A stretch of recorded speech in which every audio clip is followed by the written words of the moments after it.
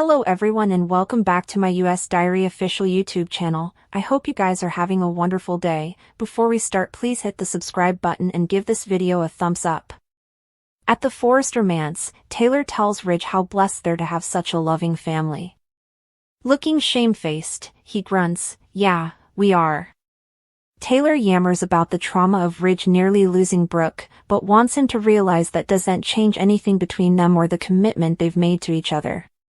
Ridge responds to Taylor's protestation that she wouldn't take off the ring by saying he has to go to the office. Taylor gives him a passionate send-off. At Forrester, Brooke confides in Katie that Nick showed her an engagement ring he'd planned to give her in Italy. She's not wearing it, but he's holding on to it until he comes back from his trip. Katie reminds her the man she really wants is Ridge. In the design office, Elektra worries there are a lot of girls out there who would do anything to hold on to him. Will sighs that she doesn't need to worry about other girls. They go over her being traumatized by Remy's prince. Will promises he wouldn't hurt her. "I love you." Elektra lets Will know that she's no way gone all the way ahead, but walls that she might be ready soon. He assures her it'll be amazing. Elektra explains that not only Remy, but her parents' divorce made her conservative. Will promises that he's a one-woman man and they make out. At Lee's place, effects have progressed to the point where Luna is over and walking. She's also got that glint back in her eye, as she tells her grandmothers that she plans to make the utmost of this alternate chance. Luna delights her grannies by putting on makeup and gushing about them loving her and believing in her.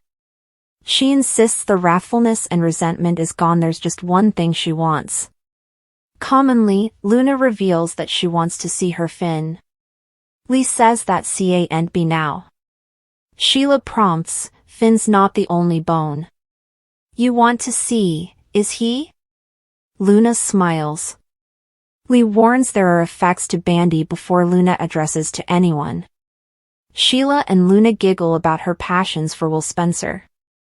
This is news to Lee, who reminds her bastard/granddaughter that the last thing she needs to be allowing about right now is boys, especially as Spencer. Luna, of course, flashes back to kissing Will. She smiles to herself, "That kiss could have brought me back to life." Katie shows up at the Forrester manse, supposedly to talk up Ridge's deliverance of Brooke to Taylor, who's happy she's okay. Katie needles that Ridge rushed right in with no study to his own safety. Taylor chirps, "That's my fiancé." They buffet over which of the women Ridge can count on. Taylor declares that Bridge were codependent. Katie has the whim-whams to differ with the world-renowned psychiatrist, but Tay insists that going back to Brooke will only bring Ridge more heartbreak. It's not going to be. At Forrester, Brooke squints as she relives the Ridge deliverance kiss. Predictably, he appears at that veritably moment. Not wasting a moment on small talk, she incontinently asks what happened at Eric's with Taylor. Ridge is forced to admit that he didn't come clean about the kiss. Brooke puts him on notice that Nick's swinging an engagement ring. She reminds the dressmaker that he doesn't want to lose her. When will he make effects right? Ridge stammers that he allowed. He'd lost her ever during the boat accident. Brooke says she's right there, but makes it crystal clear she wouldn't be staying around, not when there's a man who's set to propose. She warns Ridge that if he can't end it with Taylor and come back to her stepping forward, the dressmaker silences her within grasp. At the Forrester manse, Taylor ends a call with a customer as Brooke comes by. The golden reflections on her fidelity. She's always been a healer. Taylor wonders why she's being so complimentary. Brooke explains she has paperwork for Eric. Taylor will make sure he gets them. I heard you had an unanticipated caller. Nick Marone? Brooke muses, you heard about Nick stopping by. Taylor says Ridge told her. Brooke says it was a surprise. Taylor asks, a affable one, I assume? Brooke says it was awful to see him again. He's as handsome and attractive as ever. Taylor ruminates about them always being so fond of each other and participating a son together. She wonders if Nick's back to pursue her again now that she and Ridge are back together. Taylor's not surprised that Nick showed up now. It's the right time to make his move now that she's with Ridge. Brooke muses that notoriety clearly is interested in her and Nick. Taylor thinks he could be awful for her. Brooke says Ridge feels fully different. I suspect that you know that. Taylor asks what she's inferring. Does she suppose Ridge is jealous of her and Nick? Brooke says he has no right to be after turning to Taylor so snappily. She says she sees easily now how important she means to Ridge. Taylor hopes Nick's return works out for her. Brooke snarks, I'm sure you do. At Forrester, Carter and Steffi talk business and she shares a sample of Daphne's scent for men. He says it's her stylish yet. Steffi says, we need her back, Carter. Ridge comes by and Steffi says her father agrees they need Daphne back now. They can't let Hope's passions intrude with the company's success. Carter understands their commitment to success and asks if they've considered bringing back Hope for the future. They need to back her, but after everything that went down, are they willing to do that?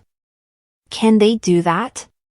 Steffi thinks they're getting ahead of themselves. She, tete-a-tete, can't forget what happened. Carter complains they suppose they're the only bones. Who were responsible? Ridge says, you were the only bones. Responsible. They're trying to get past it. Carter thinks they can understand Hope defying Daphne's return. Steffi says they're engaged now. Daphne's not going to do anything.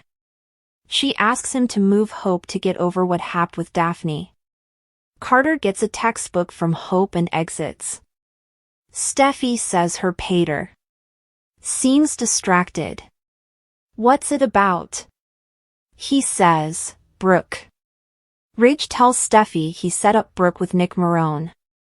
Steffi gawps, allowing he caught them having coitus. Ridge says not that. Steffi says, I don't know, we're talking about Brooke. She wonders why he's so concerned about who Brooke spends time with. Ridge wonders why she sounds like her mama. He complains that Nick will break Brooke's heart. She's vulnerable and he's guarding her. Steffi says he sounds jealous. She bets Brooke is so happy about this. Ridge tries to deny it. Steffi asks what kind of communication he thinks this is transferring her mama. At Il Giardino, Deacon admires Hope's engagement ring. He would say he doesn't have issues with Carter, but this is her call. She wonders if her pater thinks she's springing into commodities she shouldn't. Cleric reminds her it was all that long ago they were having drama at Forrester.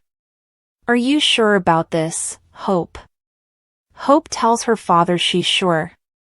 Cleric keeps prodding but she asks him to stop. He has nothing to worry about. Cleric teases about how much they could get for the ring. He could use a new pizza roaster. Turning serious, he tells Hope if she's happy, he's happy. They embrace, but he looks upset. Sitting alone at the bar after Deacon goes back to work, Hope flashes to a funny scene with her pater. Cleric reappears and asks if they've marriage plans yet. A date? Hope says not yet, but he'll be one of the first to know since he'll be walking her down the aisle. Unless he doesn't want to since he and Carter came to blows. Cleric doesn't want to be her hubby's adversary. He just saw her hurting.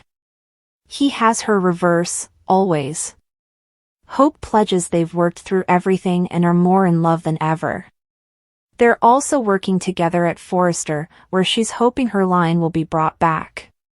She promises Carter's a good man. Cleric can see how happy she is, but reminds her that Carter kissed Daphne Rose. Cleric knows how hurt Hope was when Carter kissed Daphne. When you see your sprat hurting, you just want to make it stop.